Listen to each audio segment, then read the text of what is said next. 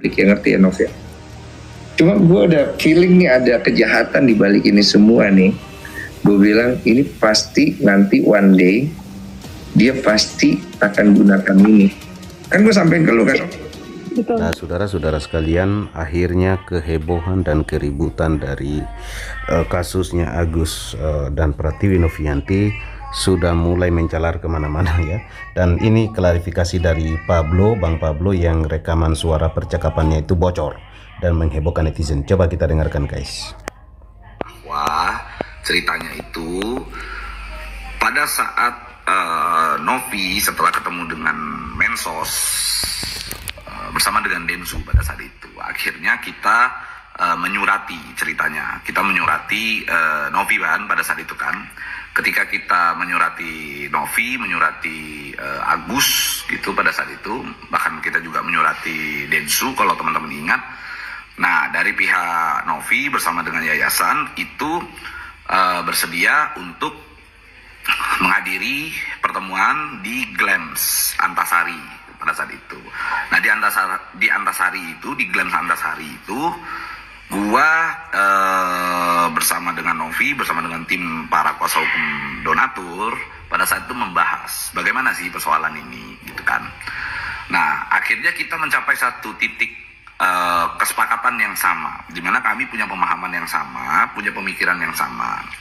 Kalau dari pihak Novi, intinya menyampaikan ya kalau bisa ini bisa diselesaikan secara cepat karena sudah ada masukan daripada Kemensos atau anjuran daripada Mensos untuk menyelesaikan persoalan ini supaya berdamai kan begitu. Ditambah lagi pada saat itu gua juga sudah dipanggil oleh Mensos dan bersama dengan para kuasa hukum donatur dari Mensos sendiri juga minta untuk melakukan perdamaian, sehingga gua sampaikan kepada Novi pada saat itu, dan ada Gary disaksikan oleh kuasa hukumnya Novi juga, di situ ada George dan lain-lain. Dan pada saat itu gua sampaikan begini, bahwa kalau seandainya gua masuk kan gitu kan, gua mencoba untuk masuk melakukan pendekatan kepada FA, bagaimana kan gitu. Itu gua sampaikan, mungkin gua bisa gitu, gua akan mencoba untuk merendahkan hati gua untuk masuk ke FA, di mana ayolah membuka pikirannya sambil kita mencari informasi gitu. Kita mencari informasi apa sih yang sebenarnya mereka inginkan dan lain-lain gitu. Ya akhirnya itu disetujui oleh Novi, dan disetujui oleh Gary, dan disetujui oleh sejumlah kuasa hukum yang ada di sana bersama dengan kuasa donatur. Akhirnya diputuskanlah gua untuk ikut di dalam pendekatan ini, proses pendekatan gua terhadap gua diutus lah gitu intinya ya. Gua dari pihak kuasa donatur mencoba untuk mengutus gua, ayo coba gua dekati FA. Itu gue lakukan, dan itu gue lakukan. Gue berupaya untuk melakukan itu. Gue pendekatan, gue masuk, gue melakukan pendekatan. Di sana pada saat percakapan itu ada pembahasan tentang mantan kuasa hukumnya Novi pada saat itu.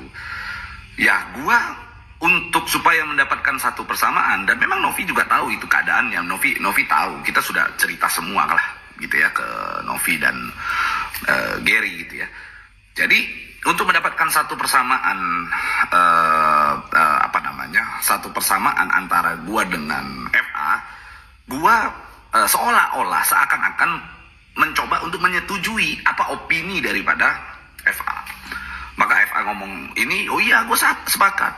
Gua kata si FA dia menganggap Novi jelek dan lain-lain, Novi nggak bagus, ya gua sampai ke dia, gua sepakat.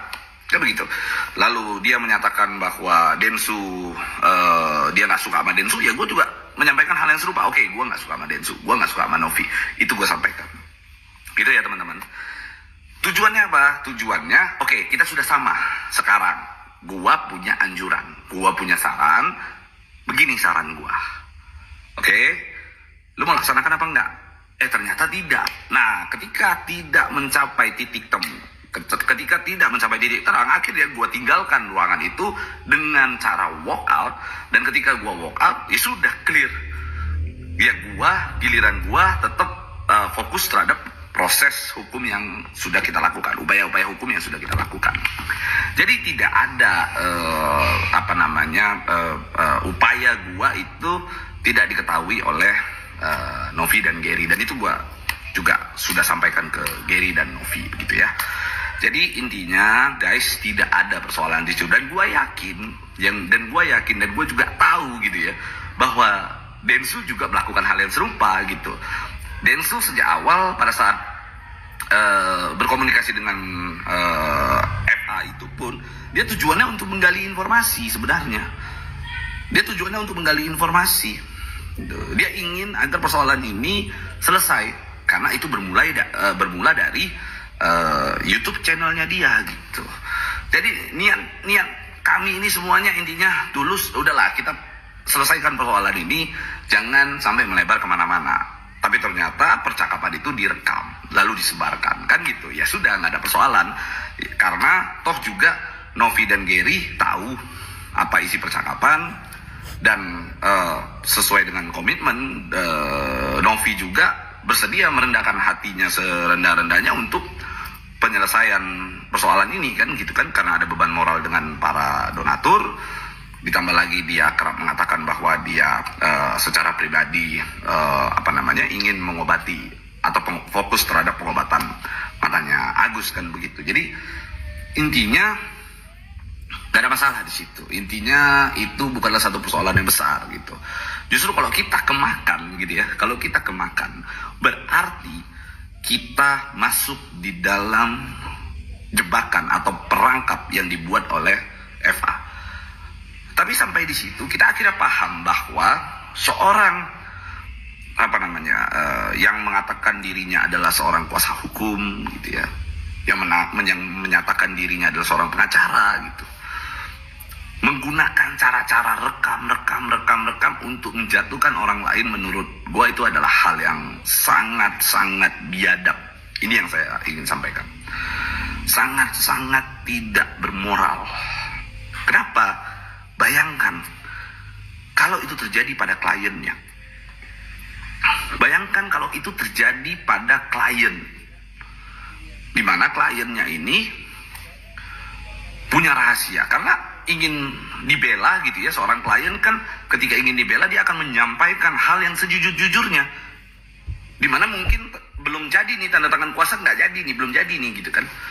Terus tiba-tiba sudah diceritakan, direkam, lalu tiba-tiba si klien menyatakan, oke, saya nggak jadi pakai FA sebagai kuasa hukum saya tidak jadi memberikan kuasa kepada FA.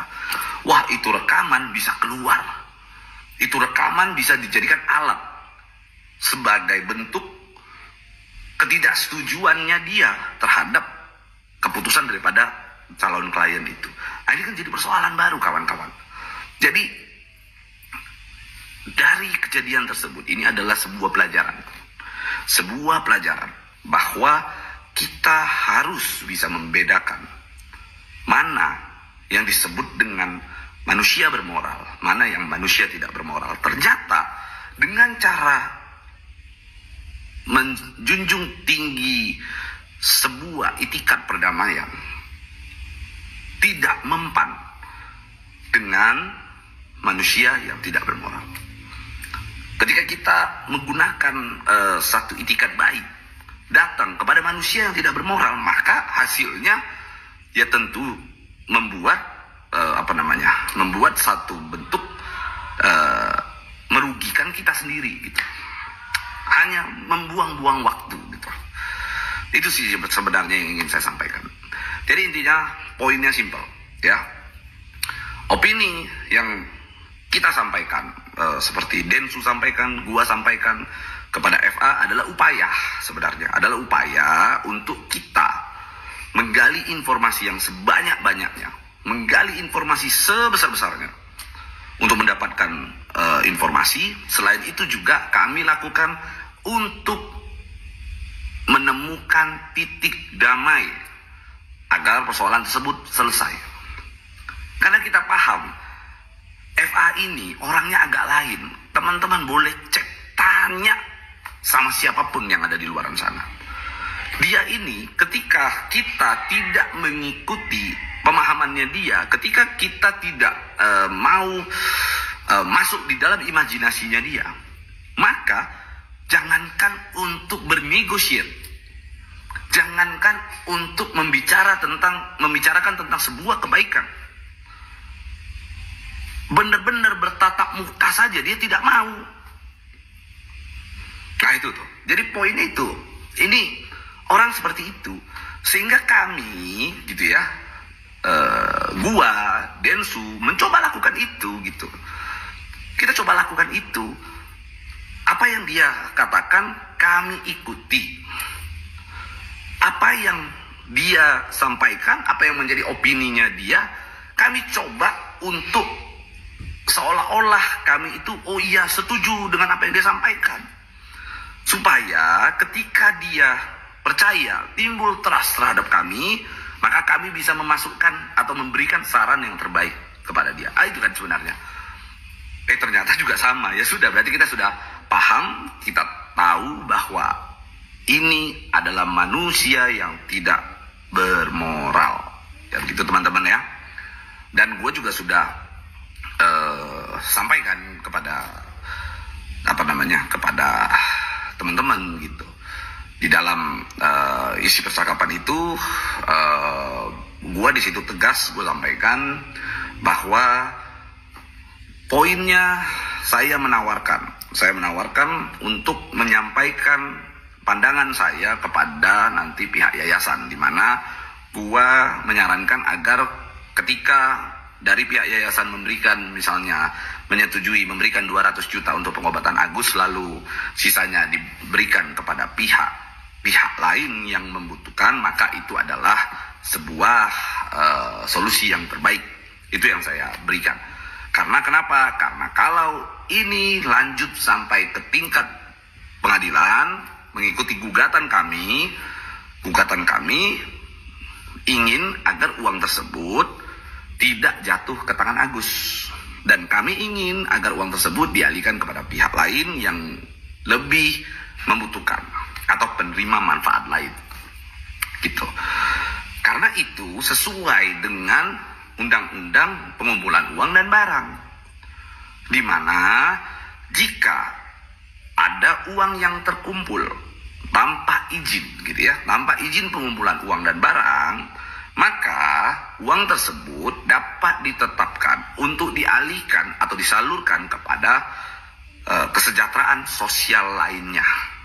Begitu. Jadi itu poinnya teman-teman. Jadi tidak ada satu persoalan yang besar di sini, karena niat gue ya ingin mencapai satu titik temu gitu ya. Niat gue sama Densu ya sama kan gitu kan, kita hanya ingin ya udahlah ngapain sih ribut-ribut cuma uang. Ya saudara-saudara sekalian, itulah tadi ya klarifikasi dari Bang Pablo, dan memang luar biasa ya. Ini pada akhirnya dikatakan bagian daripada strategi untuk mendapatkan informasi dari Bang Farhad Abbas.